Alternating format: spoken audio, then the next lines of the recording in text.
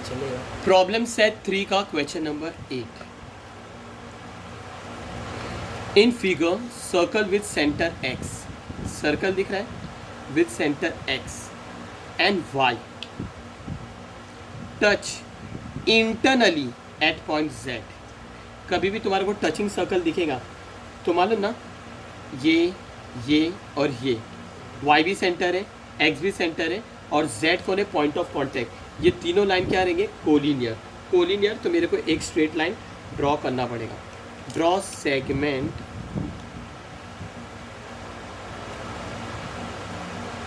Exact and direct. Draw segment Y Z, draw segment Y Z. Okay, आगे चलो। Segment B, ये collinear हो गया ना, एक स्ट्राइट लाइन हो गई ना।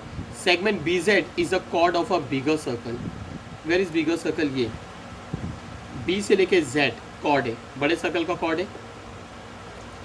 And it intersect the smaller circle eight point A. जो बड़ा कॉर्ड है ना, छोटे सर्कल को ए पे वो करा, यानी बी जेड बड़े सर्कल का कॉर्ड है और ए जेड छोटे सर्कल का कॉर्ड है। Prove that A X is parallel to A Y. तुम्हारे को क्या प्रूव करने का है, A X parallel to A Y, नहीं B Y. A X parallel to B Y. कभी भी पैरेलल प्रूव करने का है तो 9th स्टैंडर्ड के हिसाब से क्या आता है, corresponding angle test, alternate angle test, interior angle test. और 10th स्टैंडर्ड के हिसाब से क्या आता है, converse of BPT. Converse of BPT, उसके अंदर ट्राइंगल चाहिए, तो ट्राइंगल तो आ रहा है। फिलहाल मैं 10th स्टैंडर्ड की बेसिक मैंने बता रहा हूँ, 9th स्टैंडर्ड के इससे हो जाएगा।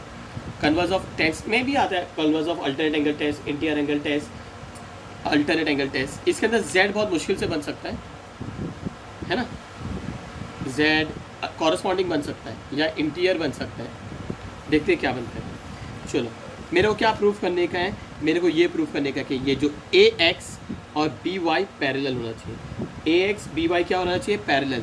यानी मेरे को क्या प्रूफ करना पड़ेगा कि एंगल एक्स ए जेड, मैं हिंट लिख रहा हूँ, हिंट यानी क्या, मैं इधर लिख रहा हूँ हिंट, इधर लिख दूँ हिंट। मतलब ये पैरेलल प्रूफ करने के लिए तुम्हारे को क्या बताना पड़ेगा कि X A Z, angle X A Z is congruent to angle X A Z is congruent to Y B Z. और ये कौन दिख रहे, एक्स ए जेड और Y B Z corresponding angle, corresponding angle. यानी किसी भी हाल में यहाँ पे और यहाँ पे मार्किंग लेकर आ गए, मतलब एक्स ए जेड और वाई बी जेड कॉन्ग्रुएंट बता दिए, तो ये लाइन क्या हो जाएगी, parallel corresponding angle test, corresponding angle test. Construction, मैंने कंस्ट्रक्शन करा ना, जैसे मेरे को ये दो सेंटर और ये पॉइंट कॉमन पॉइंट दिखा तो मैंने क्या बोल दिया, कोलिनियर, तो एक स्ट्रेट लाइन बना दिया है ना। तो मैं इधर कंस्ट्रक्शन लिखूंगा, construction draw segment Y Z या जेड वाई, सेंटर से जाओ, draw segment Y Z. Okay, proof तुम्हारे को क्या प्रूफ करने का है, ए एक्स और B Y parallel. Parallel proof करने के लिए ये एंगल और ये एंगल बताना चाहिए कॉन्ग्रुएंट, जो मैंने तो हिंट दे दिया। अगर ये आ गया ना तो ये लाइन पैरेलल। ओके, मैंने क्या बोला, कभी भी टचिंग सर्कल दिखेंगे तो तुम लोग किधर अटैक करेंगे, कोलिनियर पॉइंट पे। वाई एक्स जेड कौन है, collinear, Y dash X dash Z. और रीजन क्या लिखेंगे, theorem of touching circles, theorem of touching circle. Okay, in triangle. अच्छा, कभी भी देखो, ये दो एंगल कॉन्ग्रुएंट प्रूफ करने का ना, तो कभी भी पहले वाले एंगल को देखो, कौन सा एंगल, पहला वाला एंगल। कभी भी ऐसा तुम्हारे को हिंट में जो चीज़ तुम लेकर आएंगे ना, तो पहले वाले एंगल को देखो। पहला एंगल कौन सा है, एक्स ए जेड, इसी को बना दो ट्राइंगल, ये ट्राइंगल को देखो, फिर बाद में इसको देखेंगे, पहले ये वाला ट्राइंगल को देखेंगे। In triangle x A Z, in triangle. कभी भी ऐसे दो एंगल तुमने हिंट में लेकर है ना कॉन्ग्रुएंट प्रूफ करने के लिए, तो पहले वाले एंगल को देखने का और पहले वाले एंगल के इससे जो ट्राइंगल बनता है वो लेंगे। In triangle x A Z, x centre है, एक्स ए भी रेडियस है, एक्स वाई भी रेडियस है, तो ये साइड कॉन्ग्रेंट। मार्किंग नहीं होते हुए भी मार्किंग है, क्यों? Radii on the same circle. Segment X A, ये एक्स या segment X A is congruent to segment X A is congruent to segment X Z. Centre से नेम दो, X A is congruent to X Z. Reason क्या लिखेंगे? Radii of the same circle. Radii of the same circle. इतना समझ में आ गया?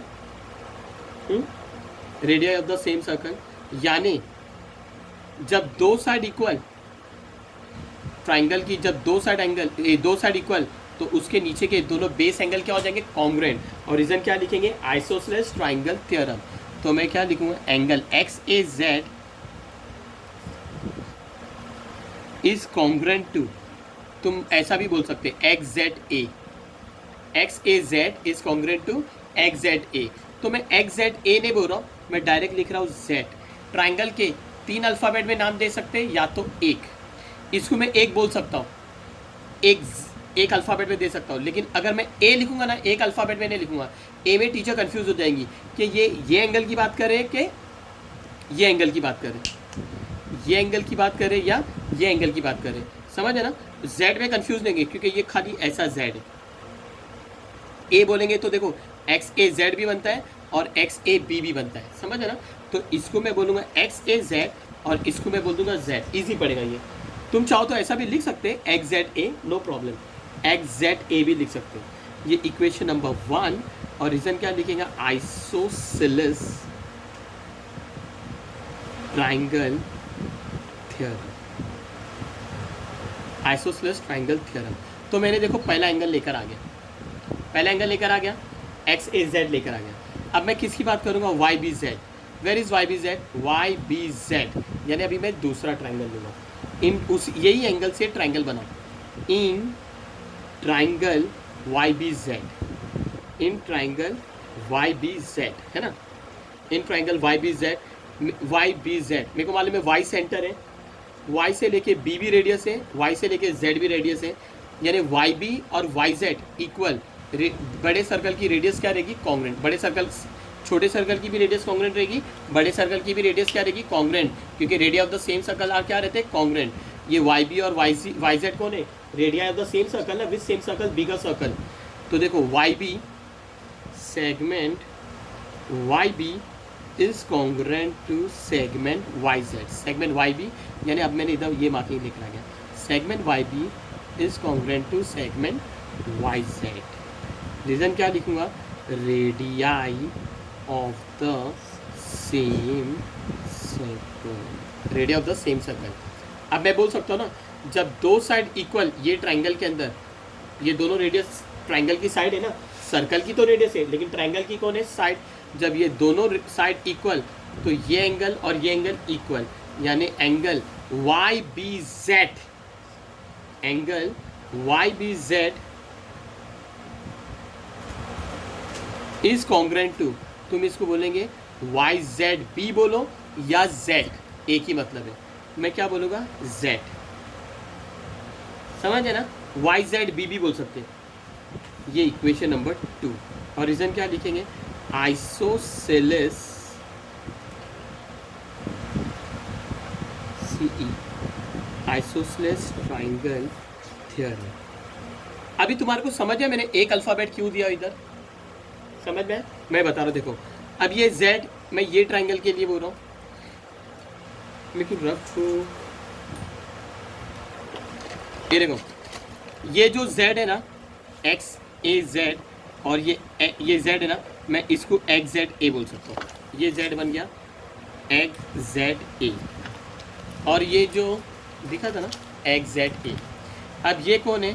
Y B Z, और इस ये पूरे ट्राइंगल के लिए वाई बी जेड, और ये जेड को है ना, ये जेड को मैं क्या बोलूँगा? Y Z B, Y Z B. तो सजन है ना कंफ्यूज हो जाएंगे कि लोग इक्वल है कि नहीं, लेकिन कंफ्यूज क्या होने का? इधर भी जेड है बीच में, इधर भी जेड है, ये दोनों एंगल है ना, तो कंफ्यूज। इसके लिए मैंने इसको क्या कर दिया? सिंगल अल्फ़ाबेट देते हैं। समझ आए? तो तुम लोग सिंगल अल्फ़ाबेट दे दो। फ्रॉम 1 and 2, फ्रॉम 1 and 2 ये दोनों एंगल क्या हो जाएंगे? कॉन्ग्रुएंट। जेड जेड कॉन्ग्रुएंट है, तो ये दोनों एंगल भी क्या हो जाएंगे, congruent. Angle X A Z is congruent to, angle X A Z is congruent to Y B Z, Y B Z. तो देखो आ गया ये हिंट, अपनी हिंट लेकर आ गए ना, तो आप बोल सकते ना क्या है ये एक्स ए जेड और वाई बी जेड कौन से एंगल है, एक्स ए जेड और Y B Z, but they are corresponding angle. अगर ये कॉरस्पॉन्डिंग एंगल है तो ये लाइन क्या हो जाएंगी, पैरेलल। देयरफॉर ये लाइन को एक्स ए बोलो, ये लाइन को एक्स ए बोलो या ए एक्स बोलो, इन लोग ने क्या बोले ए एक्स, तो ए एक्स लिखेंगे। Segment A X is parallel to segment B Y, और रीजन क्या लिखेंगे, कॉरस्पॉन्डिंग